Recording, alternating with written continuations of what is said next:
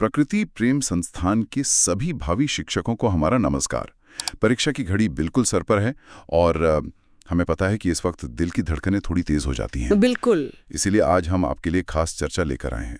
हमारे सामने CTT code breaker और एग्जाम हैकर ब्लूप्रिंट जैसे कुछ दस्तावेज हैं और हमारा मिशन है इनमें से वो रणनीतियां निकालना जो परीक्षा के दिन असल में काम आए। बिल्कुल। और हमारा मकसद सिर्फ आपको कुछ ट्रिक्स बताना नहीं है, बल्कि सीटीईटी परीक्षा के पीछे की जो सोच है उसको समझना है। सही। ये सिर्फ ज्ञान की परीक्षा नहीं है, ये एक नजरिया परखने का इम्तिहान है। बिल्कुल। और अगर वो नजरिया पकड़ में आ गया तो समझिए आधे से ज्यादा जवाब अपने आप सामने आ जाएंगे। तो चलिए इस पहेली के ताले खोलना शुरू करते हैं। चलिए। ठीक है, तो सबसे पहले उस एक बात से शुरू करते हैं जो शायद सबको पता है लेकिन जिसके महत्व को हम अक्सर कम आंकते हैं।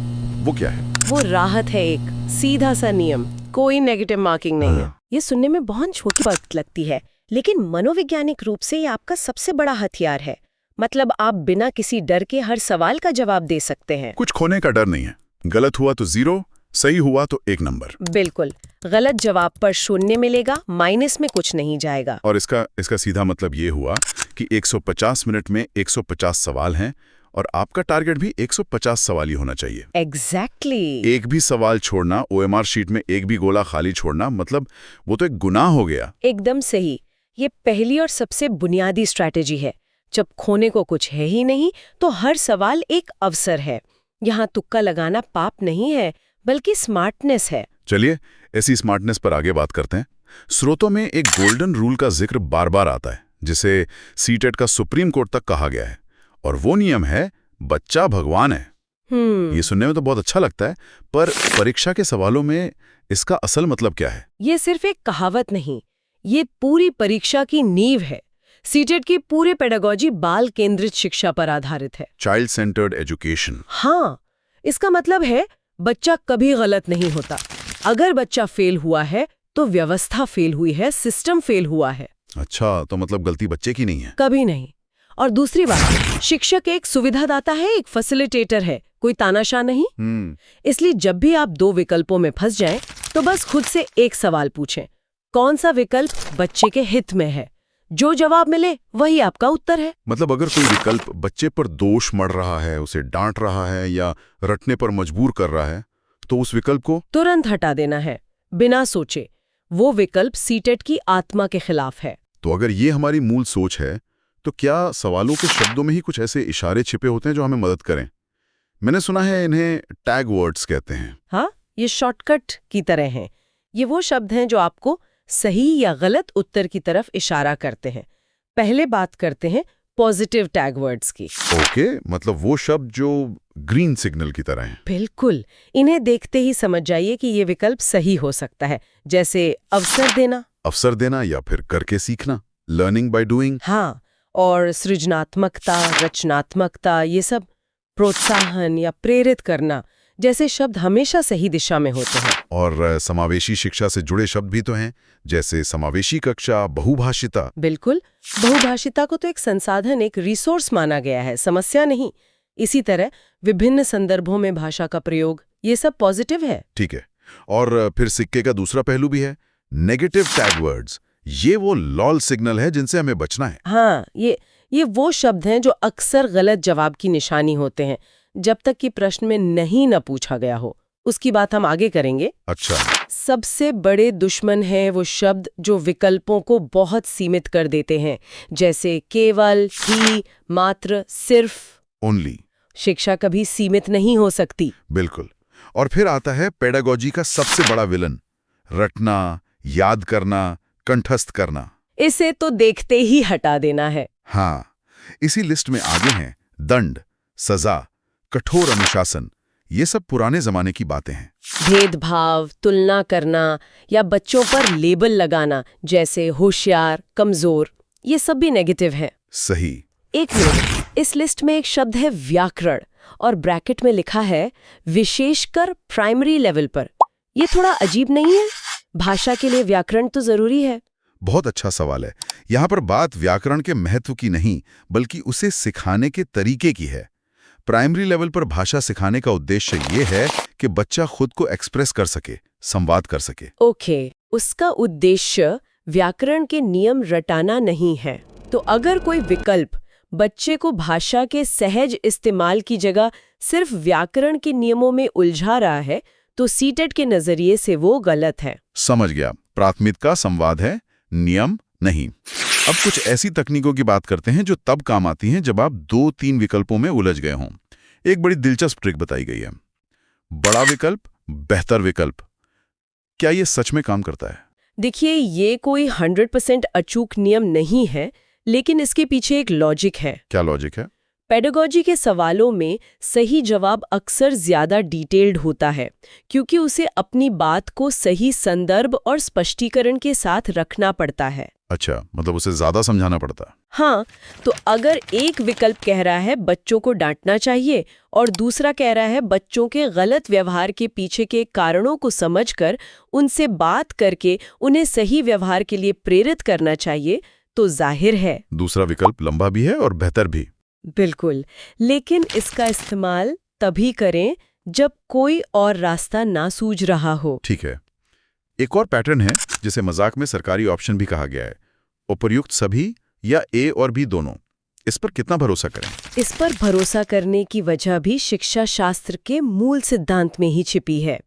बाल केंद्रित शिक्षा मानती है कि सीखने का कोई एक सही तरीका नहीं होता। बच्चे अलग अलग तरीकों से सीखते हैं, इसलिए अक्सर एक से ज्यादा विकल्प सही होते हैं। अगर किसी प्रश्न में आपको ऊपर के 2 विकल्प पॉजिटिव लग रहे हैं, तो 90% संभावना है कि जवाब उपर्युक्त सभी ही होगा। पर क्या अब परीक्षक इस पैटर्न को जानकर इससे बचने की कोशिश नहीं करते होंगे? करते हैं, लेकिन पेडागोजी के सवालों की प्रकृति ही ऐसी है कि कई बार कई रणनीतियां एक साथ सही होती हैं।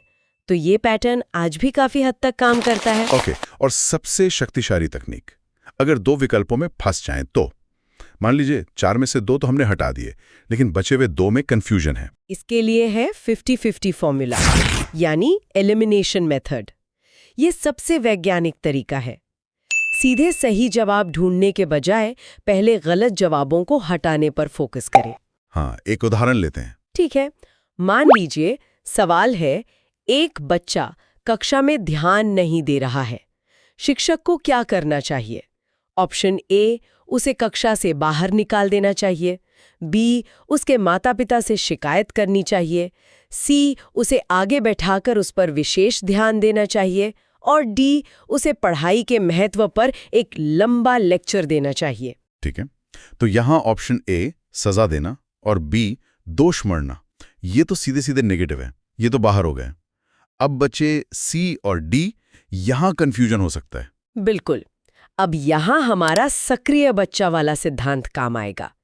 ऑप्शन डी में बच्चा पैसिव होकर बस सुन रहा है, लेकिन ऑप्शन सी में शिक्षक एक सकारात्मक कदम उठा रहा है जो सीधे बच्चे की मदद कर रहा है। ज्यादा बाल केंद्रित समाधान है। एग्जैक्टली, तो सी के सही होने की संभावना ज्यादा है। देखिए, आपने 25% की संभावना को सीधा 50% पर और फिर सही तर्क से 100% पर पहुंचा दिया। वाह, ये तो सच में काम करता है।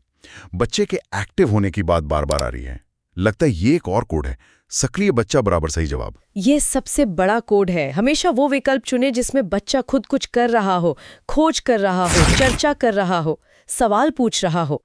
अगर बच्चा चुपचाप बैठा सिर्फ सुन रहा है, तो वो विकल्प लगभग हमेशा गलत होगा। ठीक है, अब कुछ विषय विशिष्ट रणनीतियों पर आते हैं। गद्यांश या पद्यांश, मतलब पैसेज को लेकर बहुत लोग परेशान रहते हैं और यही सबसे बड़ी गलती करते हैं कि उसमें अपना बाहरी ज्ञान लगाने लगते हैं। अच्छा, पैसेज का एक ही नियम है, जवाब आपकी आंखों के सामने है। अपना आउटसाइड नॉलेज शून्य कर दीजिए। अगर पैसेज में लिखा है कि दिन में तारे निकलते हैं, तो उस सवाल के लिए वही परम सत्य है। तो इसे हल करने का सबसे कारगर तरीका क्या है? सबसे अच्छी ट्रिक है, पहले पैसेज कभी ना पढ़ें। पहले पैसेज ना पढ़ें? नहीं, पहले उससे जुड़े सवाल पढ़ें। सवालों को पढ़ने से आपके दिमाग में कीवर्ड्स बैठ जाएंगे। फिर जब आप उन कीवर्ड्स को ढूंढने के इरादे से पैसेज पढ़ेंगे, तो जवाब आपको खुद ब खुद चमकते हुए दिखेंगे। वाह, ये तो गेम चेंजर हो सकता है। बिल्कुल। अब एक बड़ी चेतावनी की बात करते हैं। एक ऐसा जाल जिसमें बहुत से छात्र फंस जाते हैं, वो है नहीं यानी नॉट वाले सवालों का जाल। यह परीक्षा का सबसे आम पेच है। प्रश्न में नहीं, नॉट असत्य या सिवाय शब्द देखते ही आपके कान खड़े हो जाने चाहिए। हम अक्सर दबाव में इसे नजरअंदाज कर देते हैं। हाँ, और जो पहला सही विकल्प दिखता है उसे चुन लेते हैं, जबकि हमें गलत विकल्प चुनना था। तो इससे बचने का तरीका? जैसे ही आपको प्रश्न में नहीं जैसा कोई शब्द दिखे, उसे अपने पेन से गोला कर लें या अंडरलाइन कर लें। अब आपको उल्टा सोचना है। आपको 3 सही कथनों के बीच एक गलत कथन ढूंढना है और वही आपका सही उत्तर होगा। बहुत जरूरी बात है ये।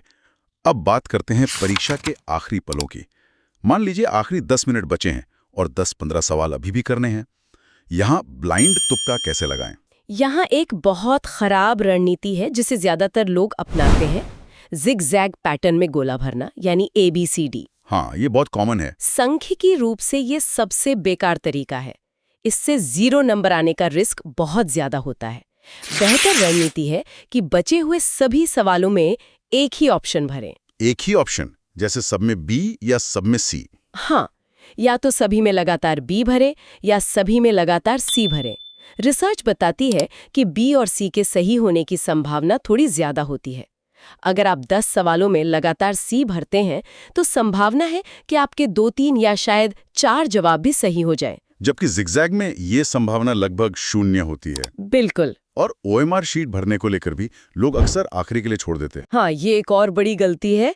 150 गोले एक साथ अंत में भरना बहुत ज्यादा तनावपूर्ण हो सकता है।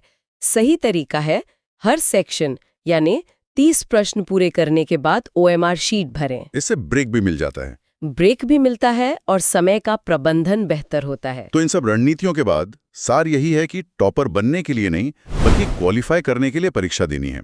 जनरल के लिए 90 और OBC SC ST के लिए 82 अंक। बिल्कुल, डरना नहीं है, बच्चा भगवान है और पॉजिटिव टैग वर्ड्स ढूंढने हैं। शांत दिमाग से इन रणनीतियों का इस्तेमाल करेंगे तो सफलता जरूर मिलेगी। तो आज की हमारी इस चर्चा का निचोड़ यही है, 150 में से 150 प्रश्न हल करें, बच्चे को सबसे ऊपर रखें, टैग वर्ड्स का इस्तेमाल करें और नहीं वाले प्रश्नों के जाल में ना फंसें। सही। जाते जाते एक विचार आपके लिए छुड़ जाते हैं। हमारे स्रोतों में 3 मनोवैज्ञानिकों के नाम बार बार आते हैं, पियाजे, कोलबर्ग और वाइगोत्स्की। पियाजे, कोलबर्ग एंड वाइगोत्स्की। हाँ, ये सिर्फ नाम नहीं है, ये 3 अलग अलग नजरिए हैं। पियाजे कहते हैं कि बच्चा खुद खोजबीन करके सीखता है। वाइगोत्स्की कहते हैं कि बच्चा समाज और भाषा की मदद से सीखता है। और कोहलबर्ग नैतिकता की बात करते हैं। सही। जरा सोचिए, पेडागोजी का लगभग हर सवाल इन्हीं 3 विचारों के आसपास घूमता है। अगर आप सिर्फ इन 3 मूल विचारों को समझ लें तो आप कितने सवालों के ताले अपने आप खोल सकते हैं। अपनी तैयारी पर और इन रणनीतियों पर भरोसा रखें। प्रकृति प्रेम संस्थान की ओर से आप सभी को बहुत बहुत शुभकामनाएं। जाइए और अपना सर्वश्रेष्ठ दीजिए।